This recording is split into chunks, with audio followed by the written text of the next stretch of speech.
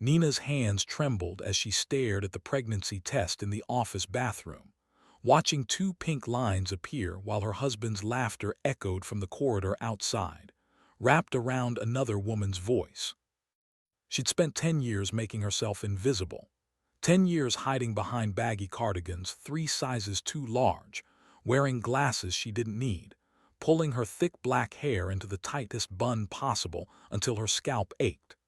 10 years choosing beige and gray and brown, colors that helped her blend into the walls of Henderson Financial like she was part of the furniture. And now, clutching this positive test, she realized she'd erased herself so completely that even her own husband had forgotten she existed. The woman's giggle came again, high-pitched, flirty. Nina recognized that voice, Bethany from accounting, blonde, perky, everything Nina had trained herself not to be. "You're so bad," Bethany cooed through the door. "What if your wife finds out?" "Nina?" Her husband Derek's voice dripped with amusement. "Please, she wouldn't even notice. Too busy being the perfect little worker bee. Head down, mouth shut. That's all she's good for." Nina's reflection stared back from the bathroom mirror. Plain, forgettable, safe, exactly what she'd aimed for. After the incident 10 years ago, after what happened with her old boss, she'd made a promise. Never again would she attract the wrong kind of attention. Never again would she be vulnerable. She'd met Derek 2 years into her invisibility project. He'd seemed kind then, steady, someone who wanted a partner, not a trophy. She'd thought she'd found safety. The pregnancy test slipped from her fingers, clattering against the sink. "Did you hear something?" Bethany whispered. "Probably just the cleaning lady," Derek said. "Come on, conference room B is empty." Their footsteps faded down the hall. Nina gripped the edge of the sink so hard her knuckles went white. She wanted to scream, wanted to burst out of that bathroom and confront them both. But the old fear crept up her spine like ice water. Stay invisible, stay safe, don't make waves. She tucked the pregnancy test into her purse and stepped out into the empty hallway. The clock on the wall read 6:47 p.m. Most people had gone home. She walked to her desk in the corner of the 4th floor, the desk nobody looked at twice, and sat down in the darkness. Her computer screen flickered to life. An email notification popped up, company-wide announcement. Henderson Financial has been acquired by Lawson Industries. New leadership begins Monday. Please join us in welcoming our new CEO. Nina barely read it. She'd heard the rumors. Old Mr. Henderson was retiring. Some young billionaire was taking over. It didn't matter. Nothing would change for her. She'd still be invisible. She deleted the email and opened her desk drawer. Inside was a folder she'd kept hidden for a decade. Photos from before. Nina with her hair down in loose curls, wearing a red dress that hugged every curve. Nina laughing at a company party, confident and radiant. Nina back when she'd believed being seen was safe. That was the night her old boss cornered her. The night he'd made it clear that looking beautiful came with a price she wasn't willing to pay. The night she'd quit and sworn to never let her appearance be a weapon used against her again. She closed the folder and locked it away. Before we continue with Nina's incredible transformation, if you're loving this story and want to see how she finally breaks free from her invisible prison, make sure to hit that like button and subscribe to the channel. Trust me, you won't want to miss what happens when the new billionaire boss walks into her life. Now let's get back to the story. Monday morning came too fast. Nina dressed in her usual armor, oversized gray sweater, shapeless black pants, thick-framed glasses, hair scraped back so tight it gave her a headache. She avoided Derek over breakfast. He barely looked up from his phone anyway. The office buzzed with nervous energy when she arrived. Everyone wanted to impress the new boss. Nina kept her head down and walked to her desk. "Did you see him yet?" whispered Kelly from the next cubicle over. "See who?" Nina asked. "The new CEO. Girl, he's gorgeous, like stupid gorgeous, and young, can't be more than 35. Nina shrugged. She didn't care if the new boss looked like a movie star. She just wanted to do her job and go home. At 10 a.m., everyone gathered in the main conference room. Nina stood in the back corner, making herself small. The room fell silent as the new CEO walked in. Kelly wasn't wrong. He was striking. Tall, dark-skinned, with sharp features and eyes that seemed to take in everything at once. He wore an expensive suit that fit perfectly, but it was the way he moved that caught Nina's attention. Confident without arrogance, powerful without being intimidating. "Good morning, I'm Julian Lawson. I won't waste your time with a long speech. I bought this company because I see potential, but potential means nothing without execution. I'm here to build something better. Those of you who want to work hard and innovate will thrive. Those who want to coast can leave now." His gaze swept the room. Nina felt it pass over her, then snap back. Their eyes locked for a fraction of a second. Something flickered in his expression. Curiosity, maybe. Or recognition, though that was impossible. They'd never met. He continued talking about his vision for the company, but Nina couldn't focus. Her heart hammered against her ribs. Why had he looked at her like that? The meeting ended. People swarmed Julian with questions and introductions. Nina slipped out the side door and hurried back to her desk. She'd barely sat down when her phone rang. Internal call from the top floor, the CEO's office. Her stomach dropped. "Hello. Ms. Barrett, this is Julian Lawson. Could you come to my office, please?" "Eyes now." "Yes, now." The line went dead. Nina's hands shook as she stood. Why would the CEO want to see her? Had she done something wrong? Was she being fired? She thought about the baby growing inside her, about Derek's betrayal, about how badly she needed this job. The elevator ride to the top floor felt like ascending to an execution. Julian's secretary waved her through without a word. Nina knocked on the heavy wooden door. "Come in." Julian sat behind a massive desk, but he stood when she entered. Up close, he was even more striking. But it was his eyes that held her, dark and intense and searching for something. "Please sit," he said. Nina perched on the edge of the chair, hands folded in her lap. "Stay small, stay invisible." "Do you know why I called you here?" he asked. "No, sir." "You're Nina Barrett. You've worked here for 8 years. Your performance reviews are excellent.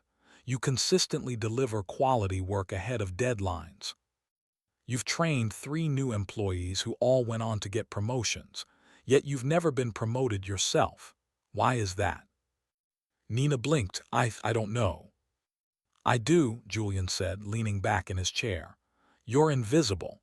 You've made yourself disappear so completely that even when you do exceptional work, nobody notices it came from you.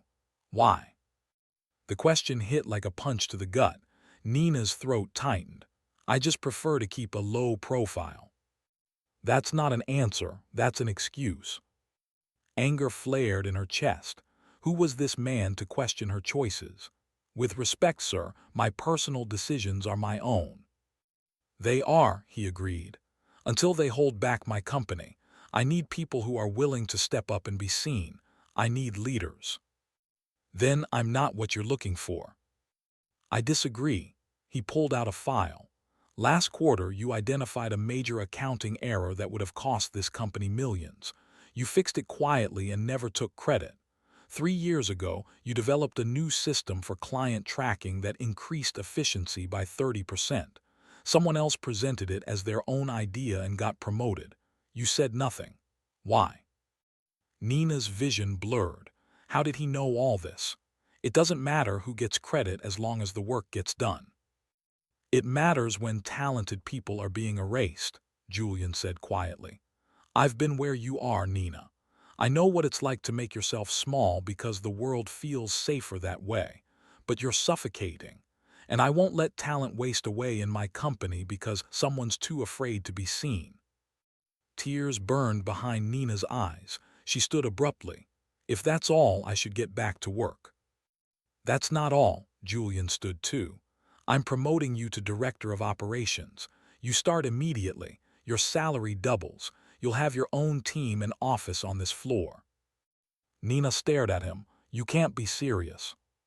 "I don't joke about business. You don't know me. You don't know what I can do." "I know exactly what you can do. The question is whether you're brave enough to do it." Nina's mind raced. A promotion, real recognition, the financial security she desperately needed with a baby coming. But it meant being seen, being visible, putting herself out there where people could judge her, use her, hurt her. "I need time to think," she whispered. "You have until tomorrow morning," Julian said. "But Nina, whatever happened to make you hide like this, whoever hurt you, they don't own you anymore. Don't let the past steal your future." She fled his office before the tears could fall.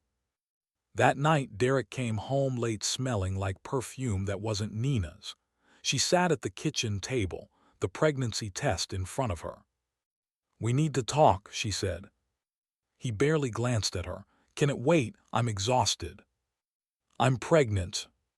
Derek froze. Slowly he turned to face her. The look on his face wasn't joy or excitement. It was trapped, cornered. "Are you sure?" he asked. "Yes." He ran a hand through his hair. "Nina, this isn't a good time." "What does that mean?" "It means we're barely keeping our heads above water financially. It means I'm stressed at work. It means maybe we should think about whether this is the right decision." Nina stood, her voice steady despite the rage building inside her. "You're having an affair with Bethany from accounting. Don't bother denying it.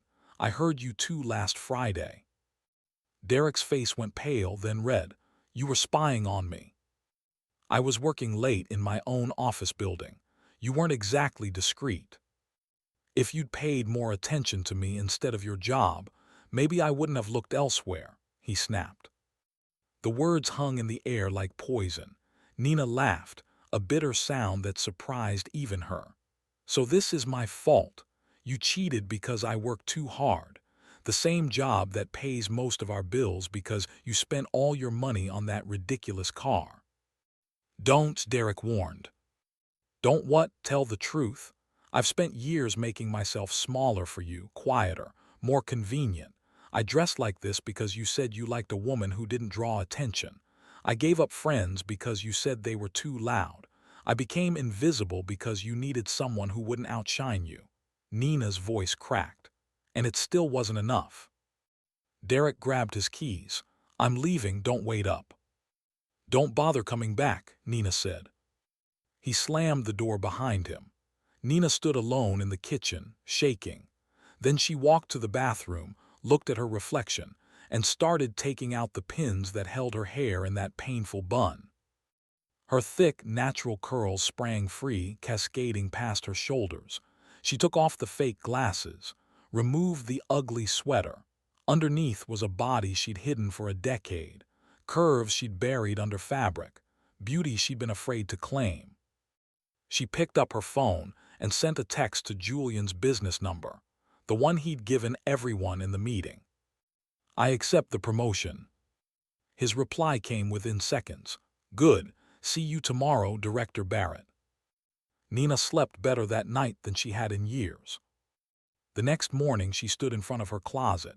At the very back, hidden behind the shapeless clothes, was a section she'd kept from before. Dresses, fitted blazers, colors that actually suited her dark skin and bright smile. She chose a deep purple dress that cinched at the waist and fell to her knees, professional but confident. She let her hair fall naturally, did her makeup carefully, looked in the mirror and saw herself for the first time in 10 years. The woman staring back was powerful, beautiful, unafraid. Nina grabbed her bag and headed to the office. The reaction was immediate. People did double takes as she walked through the lobby. Kelly's jaw literally dropped. The security guard who'd checked her ID every day for 8 years asked if she was a new hire.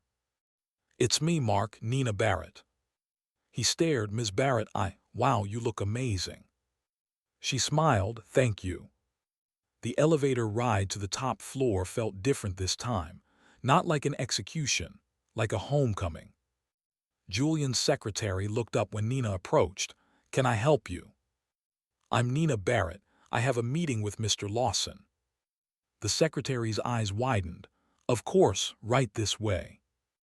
Julian's door was open. He looked up from his computer as Nina walked in, and something shifted in his expression. Not surprise, more like satisfaction, like he'd known this was who she really was all along. "Good morning, Director Barrett," he said, standing. "You look ready." "I am," Nina said, and meant it. The next weeks blurred together in a whirlwind of work. Julian put Nina in charge of a massive project to restructure the company's client management system. She had a team of 12 people reporting to her, an office with windows overlooking the city, real responsibility. And she thrived, all those years of watching, listening. Staying invisible had taught her everything about how the company worked. She knew where the problems were, she knew how to fix them, and now she had the authority to do it. Derek tried calling several times. She ignored him. Finally, she texted him to pick up his things while she was at work. He could keep the car. She was done. Julian watched her progress with quiet intensity. They had daily meetings to discuss the project. Nina noticed things about him, how he remembered everyone's names, how he listened more than he talked, how he treated the janitor with the same respect as the senior vice presidents. One evening, working late on a presentation, Nina looked up to find Julian standing in her doorway. "You should go home," he said. "It's almost 9. "Just finishing this slide," Nina replied. He walked in, closed the door behind him. "Can I ask you something personal?" Nina's heart skipped. "Okay. What happened 10 years ago? What made you hide?" She set down her pen. Part of her wanted to deflect, to keep that story buried. But something about Julian made her feel safe in a way she hadn't felt in so long. "I had a boss who decided that because I was beautiful, I was available," she said quietly. "He cornered me at a company party, told me that if I wanted to advance, I needed to be more friendly, more accommodating. When I refused, he made my life miserable.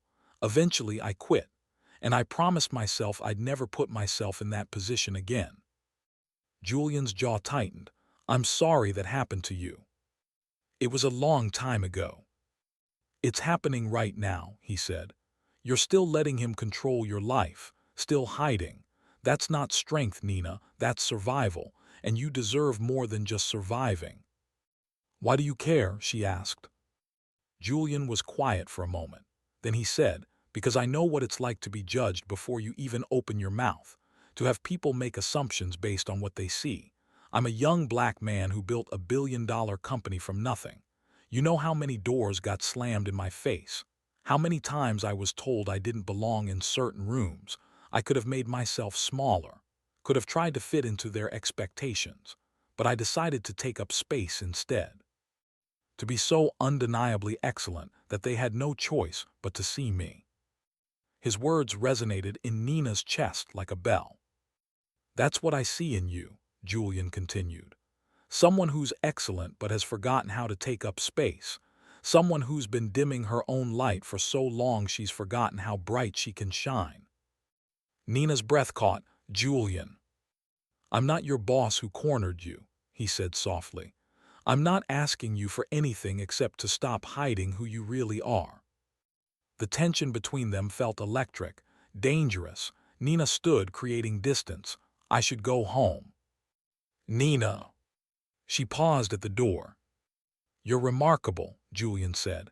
"I hope someday you let yourself believe that."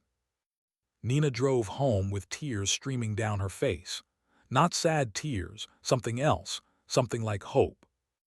If you're feeling inspired by Nina's journey right now, drop a comment below telling me about a time you chose to be brave and step into your power. I read every single comment and I love hearing your stories. And don't forget to turn on notifications so you never miss another powerful story like this one. The following Monday, she walked into the office to find Derek waiting in the lobby. He looked terrible, unshaven, tired, desperate. "Nina, please, we need to talk." "We have nothing to talk about," she said, trying to walk past him. He grabbed her arm. I made a mistake, I know that now. Bethany meant nothing, you're my wife, we're having a baby. Please, can we just go somewhere and talk? Nina pulled her arm free. You're right about one thing, I'm having a baby, but there is no we anymore. Sign the divorce papers, Derek, it's over. You're different, he said, looking at her like she was a stranger. This isn't you. No, Nina said calmly, this is me. The woman you married was a ghost. I'm done being invisible. She walked away, leaving him standing there. That afternoon, Nina's presentation to the board of directors was scheduled. It was the culmination of 6 weeks of work. Her team had developed a revolutionary new client system that would save the company millions and improve efficiency dramatically. The boardroom was packed with executives, investors, and senior leadership. Nina stood at the front, her heart pounding but her voice steady.